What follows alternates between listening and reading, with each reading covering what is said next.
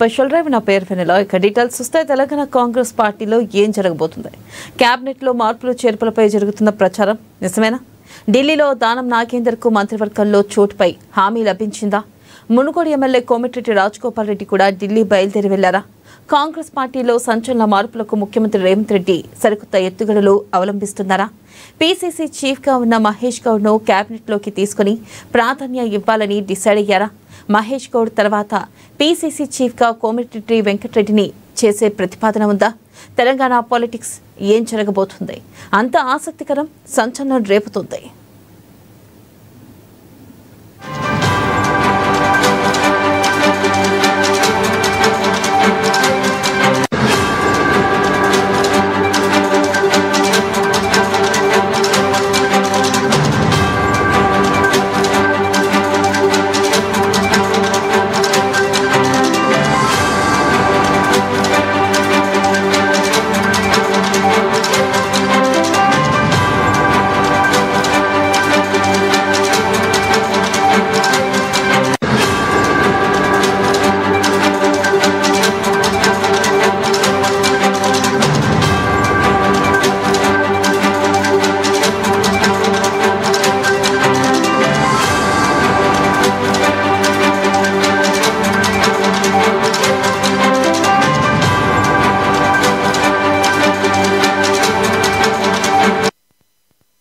ఇక ఢిల్లీలో జరుగుతున్న విస్తరణ పరిణామాల నేపథ్యంలో మునుగోడు ఎమ్మెల్యే కోమటిరెడ్డి రాజగోపాల్ రెడ్డి గురువారం సాయంత్రం ఢిల్లీకి బయలుదేరి వెళ్లినట్లుగా తెలిసింది.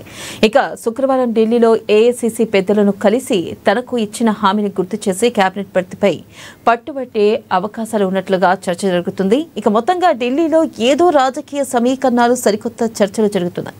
రాజగోపాల్ రెడ్డిని కేబినెట్ లోకి తీసుకుంటే కేబినెట్ కు సంబంధించి చిక్కుముడులన్నీ విప్పేసినట్లే అన్న భావన పార్టీ హైకమాండ్ లో వ్యక్తమవుతుంది. ఇక ప్రస్తుతం పీసీసీ చీఫ్ మహేష్ కుమార్ గౌడ్ ను కేబినెట్ లోకి తీసుకుని కీలక పోర్ట్ఫోలియో లేదా డిప్యూటీ సీఎం అప్పగించే అవకాశాలున్నాయన్న చర్చ జరుగుతుంది. ఇక దీనిపై మరింత సమాచారాన్ని మా ప్రతినిధి హరీష్ లైవ్ ద్వారా అందిస్తారు. హరీష్, చెప్పండి, ఇటు దానం నాగేందర్ కూడా లైన్ క్లియర్ అయినట్లుగా కనబడుతుంది. మరి ఈ నేపథ్యంలో అప్డేట్స్ ఏంటి? అలాగే దానం నాగేందర్ రాజీనామా చేసి మరొకసారి పోటీ చేసే అవకాశం ఏమైనా కనిపిస్తుందా? అప్డేట్స్ ఏంటి?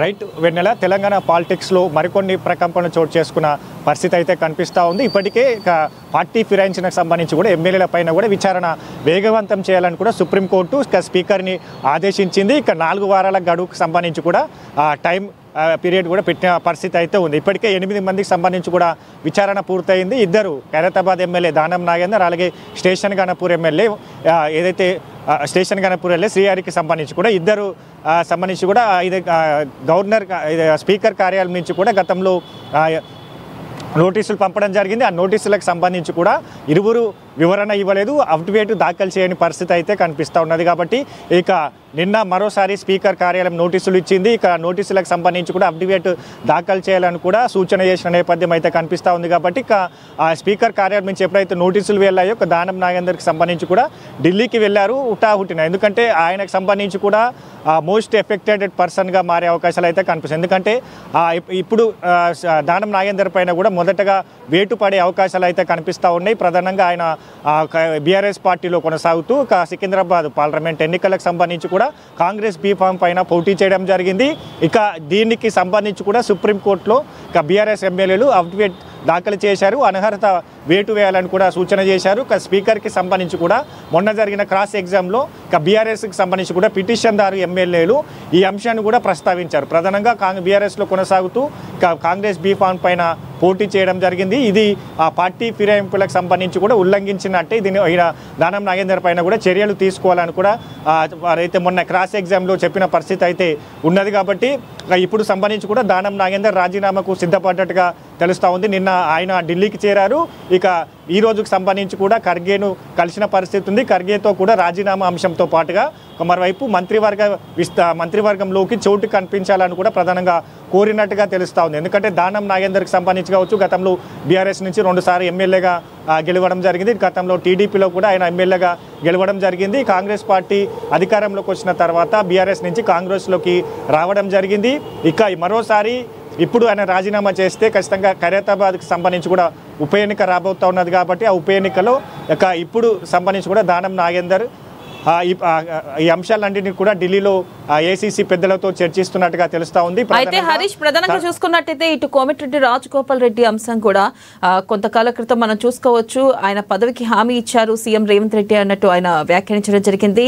దీనిపై ఇటు సీఎం రేవంత్ రెడ్డిపై కూడా కోమటిరెడ్డి రాజగోపాల్ రెడ్డి వ్యాఖ్యలు చేయడం జరిగింది. ఈ నేపథ్యంలో ఆయన కూడా మరి ఢిల్లీకి పిలిచారు. మరి ఆయనకు కూడా మంత్రి పదవి వచ్చే అవకాశాలు ఉన్నట్లుగా కనిపిస్తుంది. మరి ఈ నేపథ్యంలో ఇద్దరు కోమటిరెడ్డి బ్రదర్స్ కి మంత్రి పదవి ఉంటే పార్టీలో ఏమైనా వ్యతిరేకత వచ్చే అవకాశం ఉందంటారా? అప్డేట్స్ ఏంటి?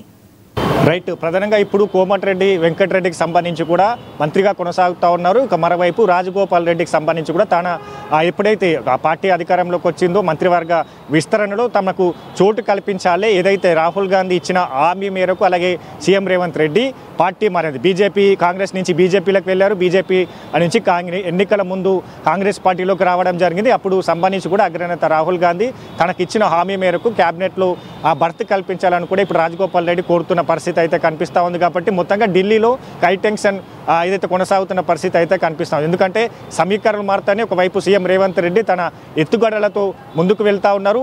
ఇక సంబంధించి కూడా బైపోల్లు నిర్వహించేందుకు సన్నిద్ధమవుతున్న పరిస్థితి అయితే కనిపిస్తున్నాయి. ప్రధానంగా ఇదే బాటలో స్టేషన్ గణపూర్ ఎమ్మెల్యే కడియం సిఆర్కి సంబంధించి కూడా రాజీనామా చేసి అక్కడ భారీ మెజార్టీతో గెలుస్తానన్న కూడా ధీమాతో ఆయన ఉన్నారు. ఆయనకు సంబంధించి కూడా ఈ 2 రోజుల్లో దీనిపైన కూడా డిసిషన్ తీసుకునే అవకాశాలు అయితే కనిపిస్తూ ఉన్నాయి. ఇక మొత్తంగా కోమటిరెడ్డికి సంబంధించి కూడా కోమటిరెడ్డి బ్రదర్స్కి సంబంధించి కూడా క్యాబినెట్లో చోటు కల్పించాలని బలంగా కోరుతున్న పరిస్థితి అయితే కనిపిస్తూ ఉన్నది. కాబట్టి దీనికి మరో వ్యూహంతో కాంగ్రెస్ పార్టీ సీఎం రేవంత్ రెడ్డి వెళ్తున్న పరిస్థితి అయితే కనిపిస్తుంది. ఇప్పటికే పీసీసీ చీఫ్గా మహేష్ కుమార్ గౌడ్ బాధ్యతలు చేపట్టి 15 మాసాలు కావస్తూ ఉన్నది.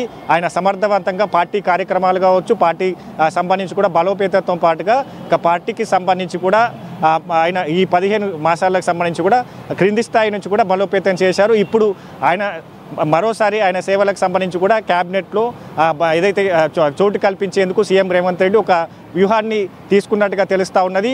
ఇక దానికి ఆయన క్యాబినెట్లో చోటు కల్పించి ఇక డిప్యూటీ చీఫ్ మినిస్టరా లేదా ఇతర మంత్రివర్గ పోర్ట్ఫోలియోకి సంబంధించి కూడా మహేష్ కుమార్ గౌడ్కి ఇచ్చి ఇక్కడ కోమటిరెడ్డి వెంకటరెడ్డికి సంబంధించి పీసీసీ చీఫ్గా చేసేందుకు ఒక వ్యూహాన్ని సిద్ధం చేస్తూ ఉన్నారు. మరోవైపు రాజగోపాల్ రెడ్డికి సంబంధించి కూడా మంత్రివర్గంలో తీసుకుంటే ఈ దానికి సంబంధించి కూడా గత కొద్ది రోజులుగా సంబంధించిన కోమటిరెడ్డి బ్రదర్స్ అంశానికి సంబంధించి కూడా పులి స్టాప్ పడుతుంది. మరోవైపు ఇక పీసీసీగా బాధ్యతలు నిర్వహించిన మహేష్ కుమార్ గౌడ్కి సంబంధించి కూడా ఆయనకు మరో పై స్థాయికి వెళ్ళి ఏదైతే ప్రాధాన్యత కల్పించినట్టుగా ఉంటున్నట్టుగా కూడా ఎత్తుగడని అయితే తీసుకున్నారు. దీంట్లో కోమటిరెడ్డి వెంకటరెడ్డి గనక ఒకవేళ గనక పీసీసీ చీఫ్ గనక చేస్తే, అలాగే ఇటు ప్రధానంగా చూసుకున్నట్టయితే మహేష్ కుమార్ గౌడ్కి క్యాబినెట్లో చోటు కల్పిస్తే పరిస్థితులు ఎలా ఉండే అవకాశం ఉందంటారు? రైట్, ప్రధానంగా ఈ ఎత్తుగడకు సంబంధించి కావచ్చు, అంటే ఈ అన్నిటికీ పులి స్టాప్ పడాలంటే ఖచ్చితంగా వ్యూహంతో వెళ్ళాలి. ఈ అంశాలన్నిటినీ నిన్న ఈ సీఎం రేవంత్ రెడ్డితో కూడా దానం నాగేందర్ చర్చించినట్టుగా తెలుస్తుంది. ఎప్పుడైతే స్పీకర్ కార్యాలయం నుంచి నోటీసులు వెళ్ళాయో ఆయన హుటాహుటిన ఢిల్లీకి వెళ్ళారు, ఖర్గేలను కలవడం జరిగింది. ఖర్గే వద్ద కూడా ఇవే ప్రస్తావించిన అంశాలను కూడా చెప్పవచ్చు. దాని తర్వాత ఇక కోమటిరెడ్డి వెంకటరెడ్డికి సంబంధించి కూడా ఢిల్లీలో ఉన్నట్టుగా సమాచారం అందుతుంది. ఇక రాజగోపాల్ రెడ్డికి సంబంధించి కూడా ఢిల్లీలో ఉన్నట్టుగా సమాచారం అందుతుంది. ఇరువురు ప్రధానంగా బలంగా కోరుతా ఉన్నారు. రాజగోపాల్ రెడ్డికి సంబంధించి కూడా తనకు ఇచ్చిన హామీని నిలబెట్టుకోవాలి. కాంగ్రెస్ ఎన్నికల ముందు తనకు ఏదైతే మంత్రివర్గంలో ఎమ్మెల్యేగా గెలిస్తే మంత్రివర్గంలో చోటు కల్పిస్తానని హామీ ఉన్నదో వాటిని నిలబెట్టుకోవాలని కూడా ఢిల్లీ పెద్దలతో ఆయన లాబింగ్ చేసుకున్న పరిస్థితి అయితే కనిపిస్తూ ఉన్నది. కాబట్టి ఇక్కడ ఏదైతే ఖైరతాబాద్ ఉప ఎన్నిక కావచ్చు, స్టేషన్ గణపూర్కి సంబంధించి కూడా ఉప ఎన్నిక వస్తే ఒకవైపు కడియం సిఆర్కి సంబంధించి తాను రాజీనామాకు సిద్ధపడ్డట్టుగా కూడా అనుచరులు చెప్తున్న పరిస్థితి అయితే ఉన్నది. అక్కడ ఖచ్చితంగా గెలుస్తామనే ధీమాతో అనుచరులు ఉన్నారు. ఆయనకు సంబంధించి కూడా మంత్రివర్గంలో చోటు అడగట్లేదు. మరోవైపు దానం నాగేందర్కి సంబంధించి కూడా ముందు నుంచి ఆయన ఇప్పుడు మంత్రివర్గంలో చోటు కల్పించాలని కోరుతా ఉన్నారు. ఎందుకంటే ఇప్పుడు ఎఫెక్టెడ్ ఫస్ట్గా దానం నాగేందర్ పైన పడుతుంది కాబట్టి ముందుగా ఆయన పైన వేటు పడితే 6 ఏళ్ళు సంబంధించి కూడా ఎన్నికలలో పోటీ చేసేందుకు ఛాన్స్ ఉంటుంది. కాబట్టి ఇక మరో 6 ఏళ్లకు సంబంధించి కూడా అంటే ఈ వేటు తన పైన పడుతుంది కాబట్టి దాన్ని ఎదుర్కోవాలంటే రాజీనామా చేసి అక్కడ ఉప ఎన్నికలు పోటీ చేయాలి. ఈ అంశాలన్నింటిని కూడా ఖర్గే వద్ద ప్రస్తావించారు. నేను ఖచ్చితంగా పోటీకి సిద్ధంగా ఉన్నాను, కాకపోతే తనకు మంత్రి పదవులకు కూడా చోటు కల్పించాలని కోరుతున్న పరిస్థితి అయితే కనిపిస్తుంది. ఇప్పుడున్న పరిస్థితులకు సంబంధించి ఎప్పుడైతే జూబ్లీ హిల్స్ ఉప ఎన్నికలో కాంగ్రెస్ పార్టీ మెజార్టీ 25,000 మెజార్టీతో అభ్యర్థి నవీన్ యాదవ్ గెలిచిన తర్వాత హైదరాబాద్లో సమీకరణలు మారాయి. ఖచ్చితంగా జూబ్లీ హిల్స్ తర్వాత ఇప్పుడు దానం నాగేందర్ ఖైరతాబాద్ నియోజకవర్గంలో కాంగ్రెస్ పార్టీ గెలుపు ఖాయమనే ధీమాతో ఆయన ఉన్నారు.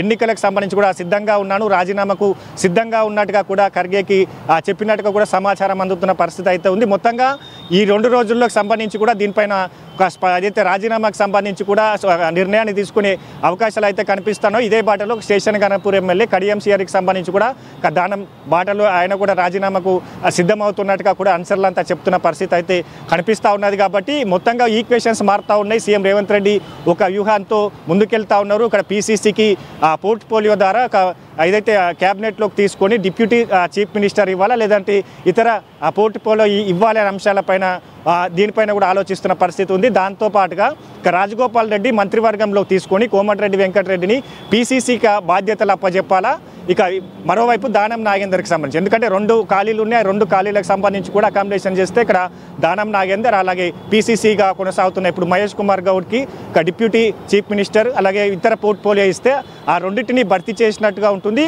ఇక కోమటిరెడ్డికి సంబంధించి కూడా పీసీసీగా బాధ్యతలు అప్పచెప్తే ఇక రాజగోపాల్ రెడ్డికి సంబంధించి కూడా మంత్రివర్గంలోకి తీసుకుంటే ఇక ఎవరిని తొలగించాలి వీటన్నిటికి సంబంధించి కూడా ఒక వ్యూహంతో ముందుకెళ్తా ఉన్న పరిస్థితి అయితే కనిపిస్తూ ఉంది. 2 భర్తీలకు సంబంధించి కూడా ఇప్పుడు 3 పోటీలో ప్రధానంగా ఉన్న పరిస్థితి అయితే కనిపిస్తూ ఉన్నది. కాబట్టి ఇక ముఖ్యంగా ఈ అంశాలన్నిటికి సంబంధించి కూడా వ్యూహాత్మకంగా సీఎం రేవంత్ రెడ్డి వెళుతూ ఉన్నారు.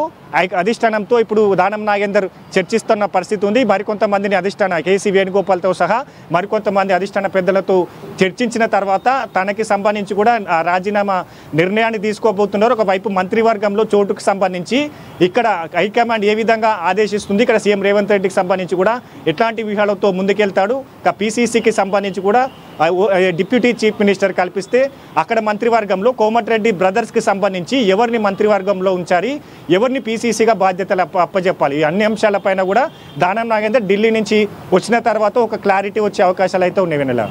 Right Harish, thank you.